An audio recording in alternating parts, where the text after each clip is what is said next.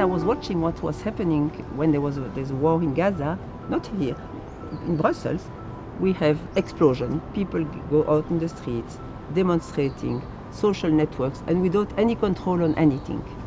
And then I thought to myself, I need to do something on this specific issue, and I want to work with high school students, because this is the future. I'm not going to change the minds of adults.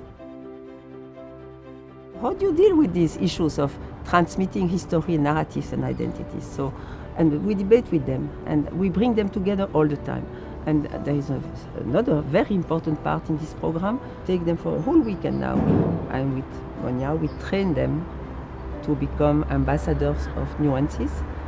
So to allow them to circulate into many schools with the movie and share their experience and debate about it. It's an excellent tool, because when I speak about the Palestinian-Israeli conflict to high school students, it's not the same than when they speak and they say, I saw this and I saw this and I understood this and this is what I saw.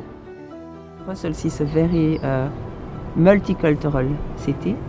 It's a small world capital with 180 communities, where people speak 120 languages. So I thought to myself, I'm going to bring together for the first project 3 classes from 3 very different schools, kids who would have never met, one school of the good bourgeoisie, one mixed school, and one school, a professional school. And I'll bring them together and I'll work with them during a few months to show them that behind the stereotypic images that they have from this conflict, there is a much richer gray zone in between the black and white, and this is what is important.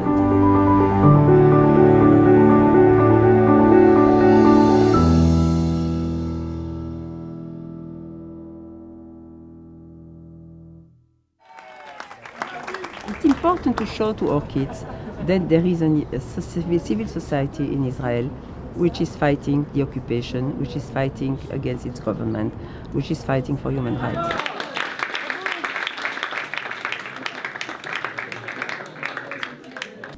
A pilot in the Israeli Air Force who believes in Zionism, to an activist arrested on a ship to Gaza trying to break the illegal blockade.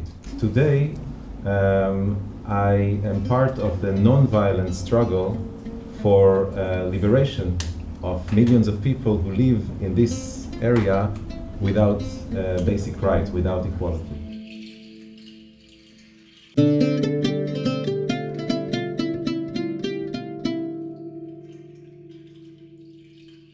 Then we went to the Negev because I thought it's important for our students first to understand the issue of the Bedouin community in Israel, which is a discriminated community, more discriminated even than the others. And we managed to have a presentation of what's the situation of the Bedouins who are citizens, and to meet with these amazing young Bedouin students was an amazing encounter for us. The Bedouins are part of the Palestinian people. The word Bedouins came out of the way of living. The word in Arabic, Bedou, is from Badia. Badia, la campagne. Badia means desert, okay? The desert people. So the government is suggesting to the Bedouin, offering the Bedouins, move all of you from this area, and we are willing to recognize one village. You can see over here, it's called Abu Tlul. Now, there is high school over here, and the government asking people to move and to live in this area. And the government is willing to compensate the Bedouins. Le gouvernement est prêt à compenser les Bédouins. 20% of land. 20% de la terre. And 80% of their claims to give them money. Et pour le reste, 80% c'est de leur donner de l'argent. And the Bedouins say no. Et les Bédouins disent non. For the Bedouins, it's a matter of dignity. Pour les Bédouins, c'est une question de dignité. If a Palestinian, if a Bedouin selling his land like selling himself. Pour un Bédouin, vendre sa terre, c'est comme se vendre. Land is identity issue. Thank you. Thank you.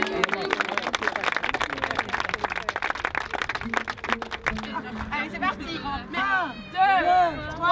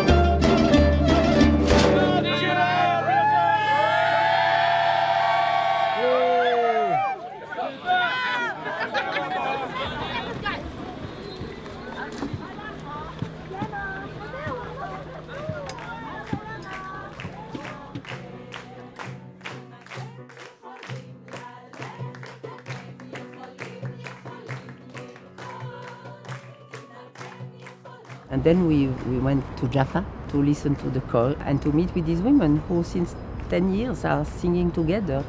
It's so important to have these kind of initiatives in a conflictual situation.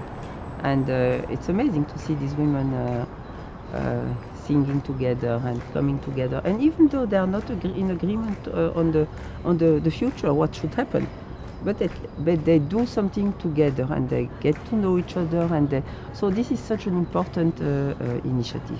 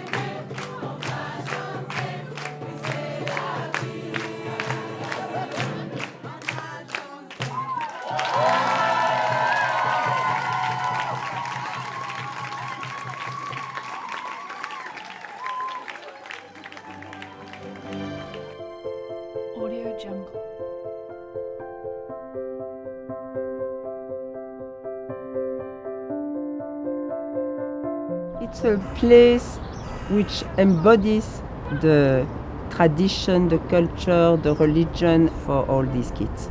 So be able to visit the holy places, being able to scroll over the city. It's a city where separation exists, but when you walk in the old city, you have religious Jews walking, and you have Muslim priests, and you have priests, and everybody walks when there is no violence, of course.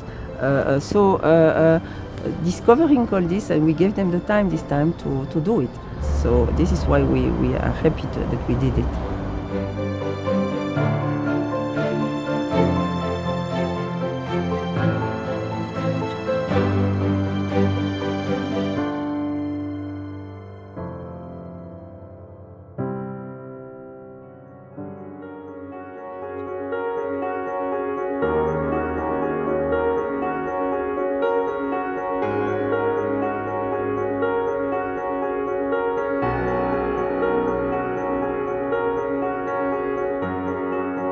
I believe that you cannot understand what's happening here if you don't meet with people.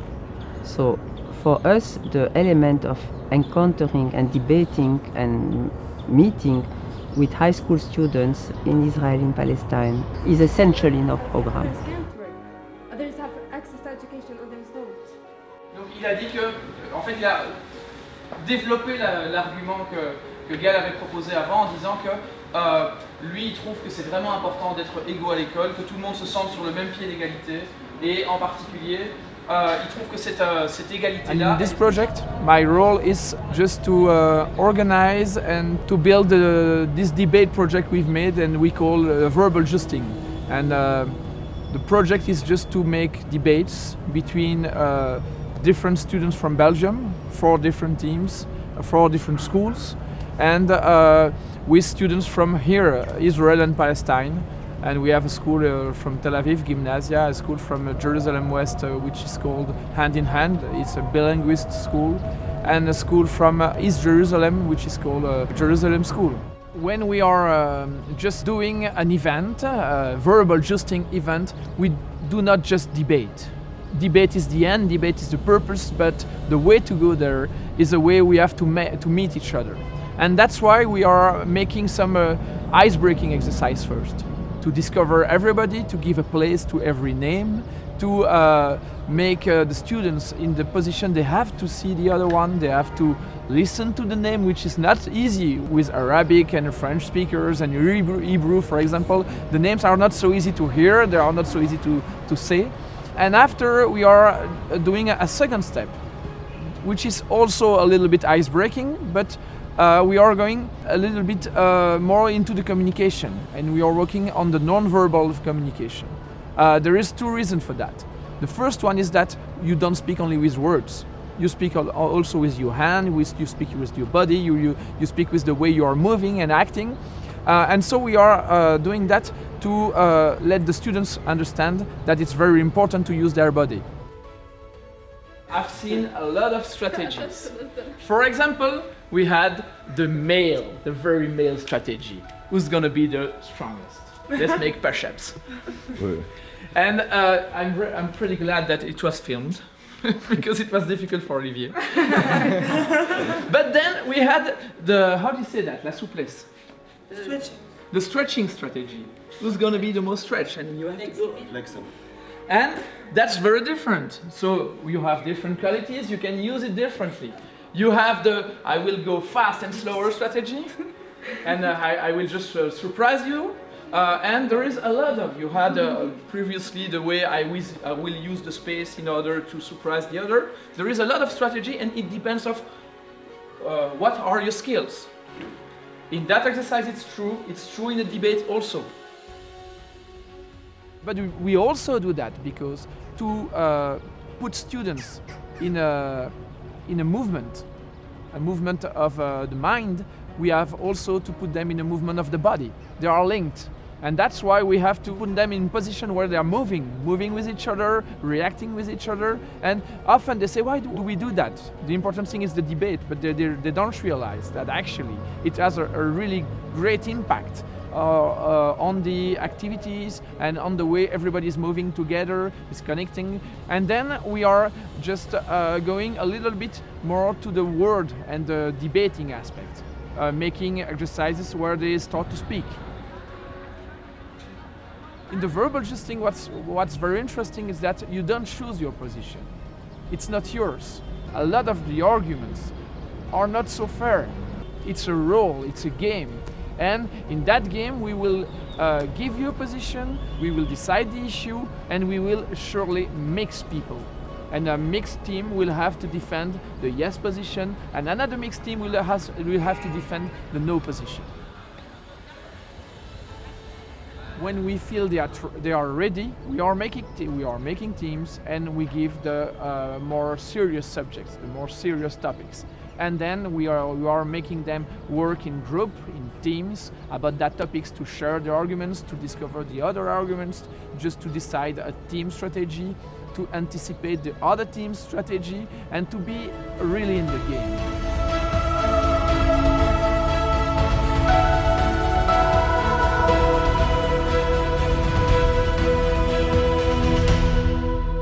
אנחנו חושבים שיש עם זה בעיה מאוד קשה. הדברים האלה יכולים לגרום להמון כאב לאנשים אחרים, ולכן אנחנו חושבים שלפני שאנחנו הולכים לדבר על כל הנושאים שבגללם אנחנו חושבים שצריך שיהיה איזשהו מנגנון שינקוט אמצעי מניעה בשפה האינטרנטית, אנחנו חושבים שלפני שנדבר על כל הדברים האלה אנחנו צריכים קודם כל לומר, כל בן אדם צריך לנהוג בכבוד אחד אל השני, ואם לא יכולים לדבר בכבוד אחד אל השני, אז אולי כדאי שנעצור אותם מלדבר בכלל.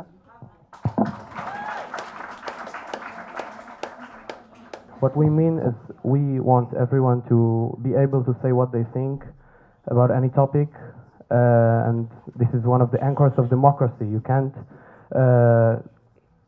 say or demand to have freedom of speech outside of the internet in the real world and then restrict it on the internet. It doesn't make sense. If you want democracy and you want freedom of speech, have it everywhere. If you don't, just don't have it at all.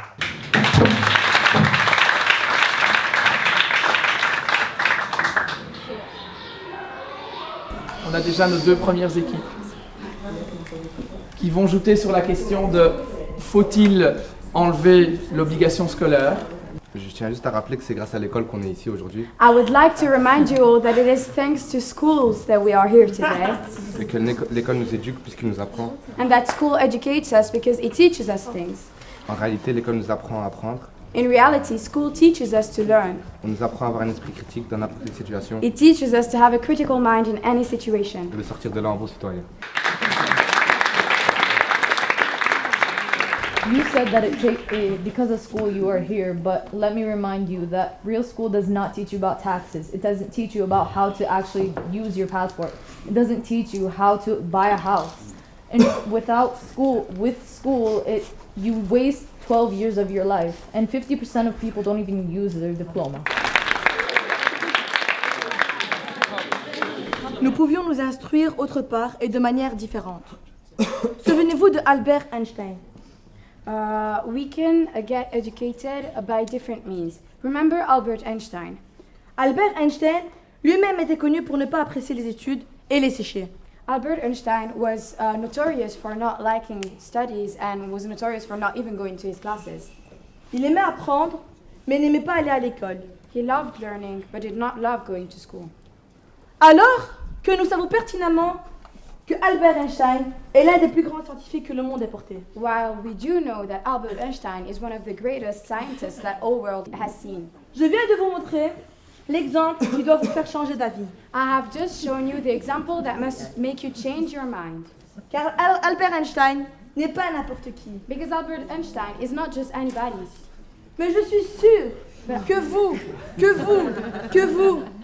avez changé d'avis. And I am sure that you have changed your mind. Même vous, mesdames et messieurs les jurys. Even you, the juries. Merci. Thank you.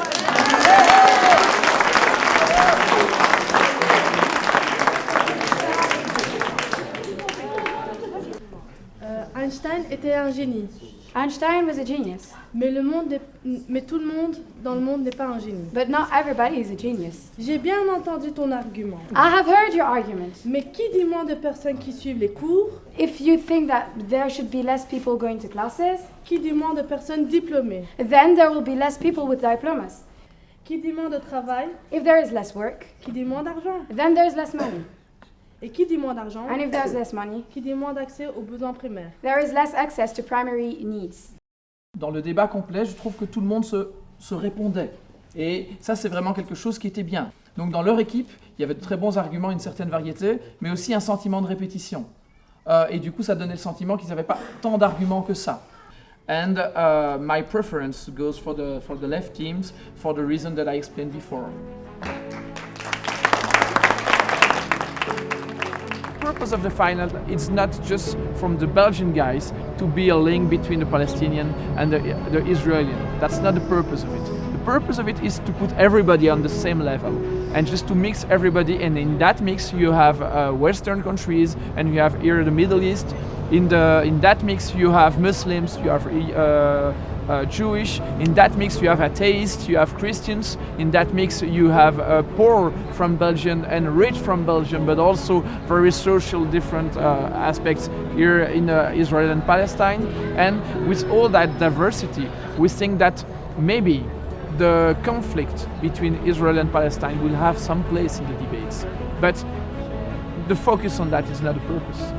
That's one aspect, and there's a lot of other aspects. And the purpose of it is just to share with the diversity and to benefit from the quality of the verbal justing.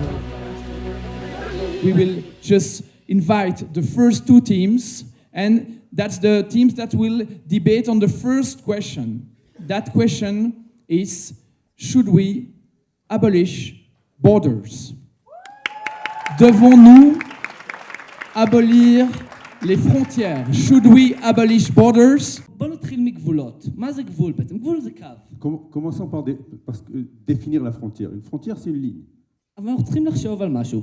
גבולות הם בסך הכל דבר שמחזק את הרעיון של לאומיות. מחזק את הרעיון של אני פה ואני זה, אתה שם ואתה זה, ואנחנו לא אותו הדבר. Bien, alors, allons un peu plus loin. Une frontière, c'est quoi? Une frontière, c'est quelque chose qui définit, qui met en avant un nationalisme. Moi, je suis là et toi, tu es là-bas. אבל זה לא נכון. אם מסתכלים על ההיסטוריה, הלאומיות התחילה רק בשנת 1848, במה שנקרא אביב העמים. Mais en fait, c'est pas vrai. Si on remonte un petit peu dans l'histoire, on s'aperçoit que le nationalisme tel qu'on le connaît aujourd'hui a été créé en 1848, ce qu'on appelle le printemps des peuples. אנחנו יכולים ממש לראות בהיסטוריה שלאורך המאה ה-20 הלאומיות התחילה להשפיע על כל רחבי אירופה, ואפילו הגיעה לתקופה האפלה שלה, עם המפלגה הנאצית והמפלגה הפשיסטית באיטליה ובגרמניה. On peut voir tout au long du XXe siècle comment le nationalisme a influencé, s'est développé, et même dans les partis les plus sombres, notamment avec la montée du fascisme et du nazisme. Hi, my name is Malak. Bonjour, mon nom est Malak, j'ai 16 ans. I'm 16, I'm from Hand in Hand. Et je viens de l'école Hand in Hand à Jérusalem. And to contradict what she just said, Et pour contredire ce que tu viens de dire, I'm going to tell you a story. Je vais te raconter une histoire. 70 years ago, my grandparents had a land. Il y a tant d'années, mes grands-parents avaient un territoire. With no fences and no borders whatsoever. Avec aucune barrière et aucune frontière. One day, Un a jour, soldier came up and said that this land is now mine. Un jour, un soldat est venu et a dit que cette terre n'était plus la mienne. 70 years later, we're still fighting with paperwork and whatnot just because my grandparents decided that they won't put any borders and define their land. Et 70 ans après, nous combattons toujours pour récupérer notre terre et nous combattons toujours avec plein de choses administratives, tout simplement parce que mes grands-parents n'avaient pas mis de frontières. Because of borders today, we have over 2.4 million refugees in a safe home in Germany. Grâce aux frontières aujourd'hui, il y a plus de 2,5 millions de réfugiés en Allemagne aujourd'hui. So if we were in a world without any borders, it would be going back to our past mistakes of the Native Americans, where they didn't have any defense or unity to defend themselves from the immigrants, European immigrants. Donc si nous vivions dans un monde sans frontières, nous retomberions dans les erreurs que les Américains natifs, donc les Indiens d'Amérique, ont fait, c'est-à-dire qu'ils n'avaient aucune frontière et que du coup ils n'ont pas pu se défendre contre le colonialisme européen. This is one of the major reasons why we should have borders. C'est une des grandes raisons pour lesquelles on devrait avoir des frontières.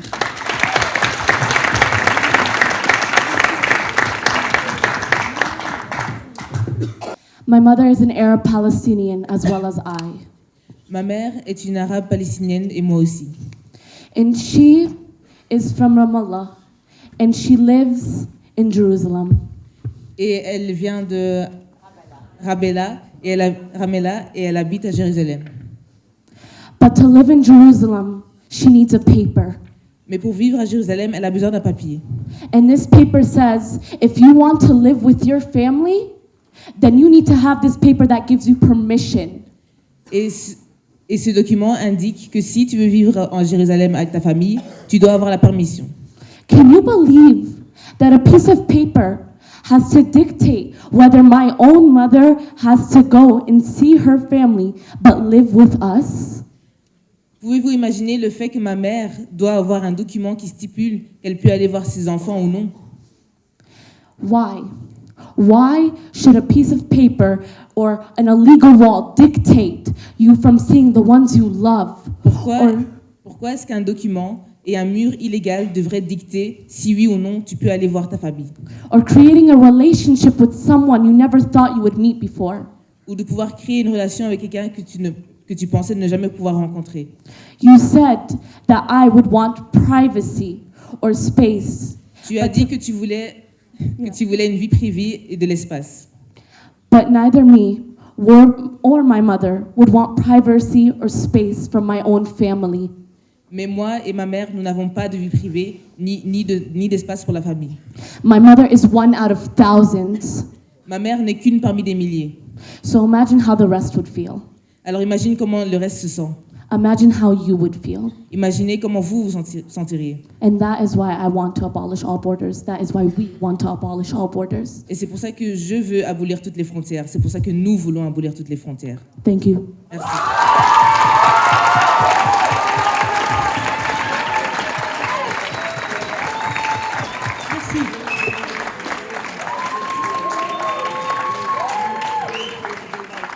Bien, maintenant le cinquième argument, coming from your side, yes. Je pense que vous n'avez pas compris le principe d'ouverture des frontières. I think you did not understand the principle of opening borders. Mais je vais vous expliquer par des faits historiques. But I'm going to explain it to you with historical facts. Il y a des années de cela, a few years ago, les pays de l'Europe, countries from Europe, ont décidé de se réunir afin de créer un accord.